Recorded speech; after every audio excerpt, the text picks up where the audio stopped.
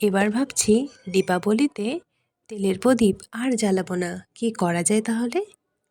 New idea. দেখো, মোমগুলোকে ভেঙে নিয়েছি, আর এটা হচ্ছে মাটির প্রদীপ।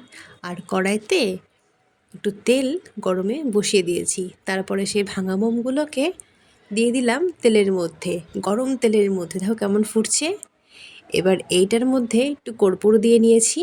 তারপরে দেখো সেই তেলটা আর এই মোমটা একসাথে মিক্সড করার পরেতে প্রদীপের মধ্যে এমনভাবে ভরে দিয়ে আমি সলতেগুলো দিয়ে দিয়েছি। আর রেডি হয়ে গেল আমার প্রদীপ, 14 প্রদীপের তৈরি। কেমন লাগলো তোমাদের বিষয়টা? অবশ্য করে কিন্তু কমেন্টে জানাবে। আমি আমার দীপাবলি এবার এইভাবেই তোমরাও এভাবে প্রদীপের নতুন মধ্যে প্রসেসে শুধু তেল না দিয়ে মোম এবং কর্পূর দিয়ে এরকম তৈরি করে নিতে পারো। 14 প্রদীপ দীপাবলির দিন জ্বালাতে পারো। আমার মনে হয় ভীষণ ভীষণ ভালো লাগবে। তাই তো রেডি করে নিয়েছি। সকলে ভালো থেকো। শুভ দীপাবলি সকলকে। টাটা।